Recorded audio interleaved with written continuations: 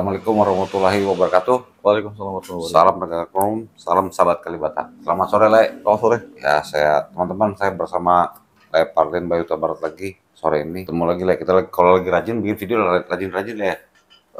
Lagi banyak persoalan hukum harus kita bertahun ke masyarakat. Tapi hari ini ada beberapa berita bagus, Le. Terkait hukum. Jadi 2 hari yang lalu saya bangga teman saya sudah berhasil mengeksekusi. Eksekusi terpidana maksudnya? Iya, terpidana AKP Mahmud. Setelah panjang cerita akhirnya berhasil dieksekusi pada hari Senin lalu. Satu lagi tadi siang saya lihat berita itu yang beberapa lalu kita podcast, Vina, salah satu DPO sudah tertangkap. Jadi masyarakat Indonesia menunggu perkembangannya terus. Ya, berarti kan ada 2 institusi yang hari ini kita kasih apresiasi ya. Iya. Eksekusi tadi itu tugas jaksa yang harus kita apresiasi. Kemudian kasus Vina kan itu PR Polri ya. Ya. Le, kita sore ini sedikit di luar biasanya. Jadi saya ingat 3 minggu yang lalu kalau nggak salah saya lihat di beranda saya itu ada masalah lingkungan hidup. Ternyata berapa yang lalu ada keputusan dari Pengadilan Tinggi Semarang. Jadi ada seorang warga yang bernama pejuang lah, kita bilang pejuang lingkungan hidup, Bung Daniel Fritz Maurits Tangkilisan dari Jepara. Nah, ngikutin kan?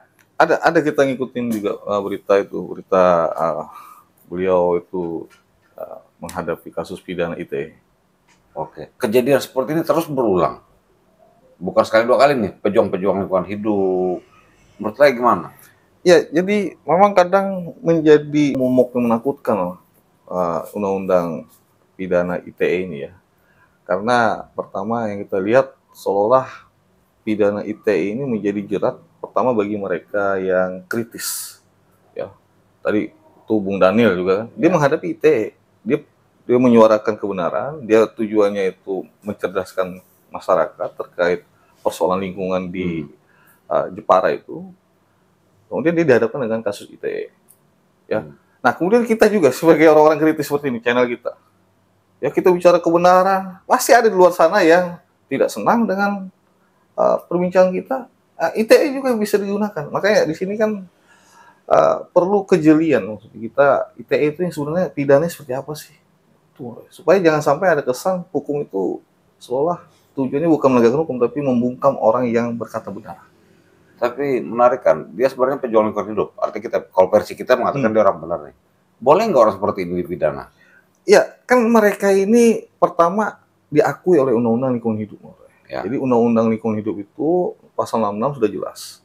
Bagi mereka yang berjuang atas penegakan atau pengelolaan lingkungan hidup, mereka tidak bisa dituntut secara pidana maupun digugat secara perdata. Nah, makanya di kasus Bung Daniel ini, di tingkat pertama dia dinyatakan bersalah. Itu vonisnya 7 bulan ya, dengan pidana menyebarkan berita atau informasi yang tidak benar. Nah, kemudian di tingkat banding kita apresiasi Pengadilan Tinggi Semarang meluruskan kembali pertimbangan tingkat pertama bahwa Bung Daniel ini selaku terdakwa itu adalah pejuang lingkungan hidup. Jadi dia tidak bisa dikenakan pidana. Makanya putusannya onslah di tingkat Pengadilan Tinggi Semarang. Bukan fresh track ya? Bukan. Onslah. Karena terbukti memang perbuatannya, tapi tujuan dari perbuatan Bung Daniel ini kan karena dia pejuang lingkungan tadi, dia melihat ada yang tidak benar.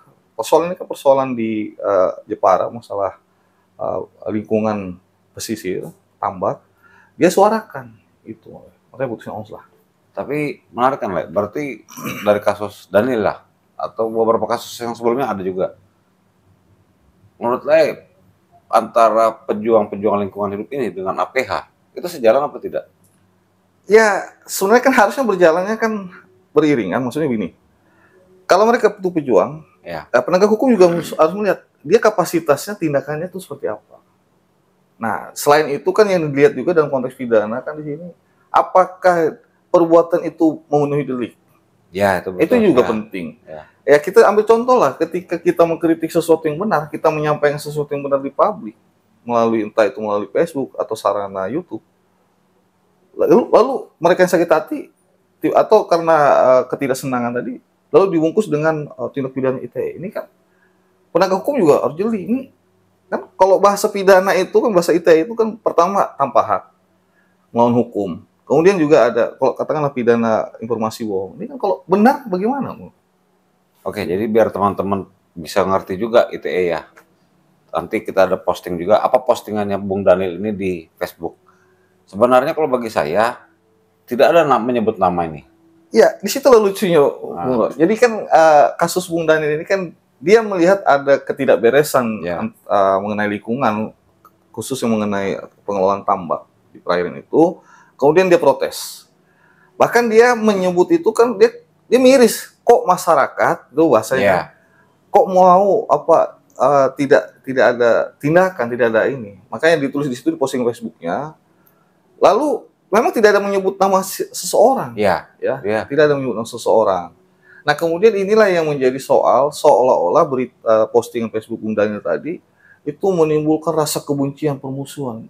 Ya, sara. Ya, padahal tujuannya mengkritik itu, memposting itu, dia itu kan pejuang, dia ingin menyampaikan yang benar tuh seperti ini loh, jangan seperti itu maksud Bung Daniel. Itu. Ya, tapi kan tidak sepaham sama PH. Saya rasa ya inilah makanya kan penyidikan ini kan di Polres Jepara, Bung. Ya, betul. Ya. Postingan itu tahun 2022. Ya. Kemudian menjadi penyidikan itu di akhir 2023. Nah, seharusnya kan dalam rentang waktu yang seperti itu, penyidik, penegak hukum melihat ya jangan sepenggal cerita itu. Dia harus memahami siapa Bung Daniel itu. Nah, kemudian postingannya itu apa tujuannya? Nah, kemudian kalau itu menimbulkan rasa permusuhan, kebencian, apakah gara-gara postingan itu lalu ada terjadi kerusuhan gitu? Nah, ini kan tidak fair juga, Bang. Buktinya apa tidak ada kita dengar persoalan yang di masyarakat Jepara itu. Kira-kira ini termasuk kategori kriminalisasi apa bukan? Ya jelas lah, Bang. Kriminalisasi. Kalau misalnya nanti putusan pidana Bung Daniel ini ingkrah dan tetap dinyatakan dia terbukti dan ini bukan tindak pidana, itu pasti kriminalisasi.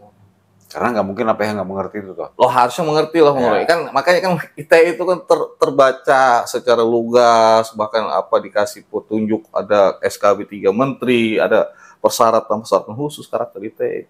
Makanya SKB 3 Menteri tentang ITE itu saya masih ingat. Kalau itu benar, dia tidak bisa dikenakan pidana. Kalau muatan itu mengandung kebenaran. Ya makanya kan di ITE itu kan sesuatu yang dikenakan pidana itu dia tidak benar. Muatan yang disampaikan melalui teknologi elektronik itu. Ya, jadi menarik karena mungkin tidak semua orang masyarakat tahu ya. Kejadian seperti ini hampir setiap daerah terjadi. Hampir, Bang. Makanya hati-hati, Bang. Apalagi kita bicara Provinsi Kalimantan Tengah yang kaya akan sumber daya alam. Ya. Tidak untuk kemungkinan ada kawan-kawan di luar sana yang melihat ada sesuatu yang janggal tentang lingkungan, lalu mereka mengkritik, memprotes. Bisa saja hari ini kan kita memprotes itu kalau zaman teknologi belum canggih kan kita ketemu langsung sama orang. Kita protes bla bla bla. Tapi karena teknologi canggih, supaya protes ini tersampaikan, entah tersampaikan secara luas, mereka sudah dominan menggunakan media sosial protes-protes itu. Ya kita contoh lah, misalnya kita ada kabut asap di Kalteng. Lalu kita sebagai masyarakat ya kan terlalu rumit bicara pejuang. Tiba-tiba ada pejuang atau masyarakat bicara kabut asap mengganggu ini. Lalu kita menyebut ini kelalaian dalam pengelolaan izin tambang atau izin kebun. Ya. Loh, ini kan lingkungan itu ruang publik, Bang Roy. Apalagi kita bicara konteks lingkungan. Lingkungan ini ruang publik. Ya. Sebenarnya bukan sekedar pejuang lingkungan. Kita pun kalau merasa ada lingkungan yang tidak pas atau pengelolaannya itu membahayakan, ya wajar dong kita sampaikan yang benar. Sebenarnya dia menyampaikan keresahan sebenarnya ya. Keresahan karena lingkungan tadi ruang publik, makanya tadi kan persoalan itu harusnya jangan dilihat kacamata kuda di sini.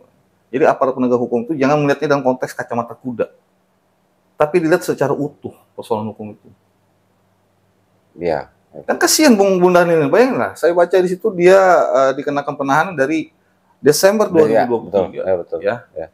Sampai vonis tingkat pertama bersalah, lalu alhamdulillah di tingkat banding dinyatakan onslah. Walaupun ada ruang bagi jaksa untuk mengajukan upaya hukum kasasi. Gitu.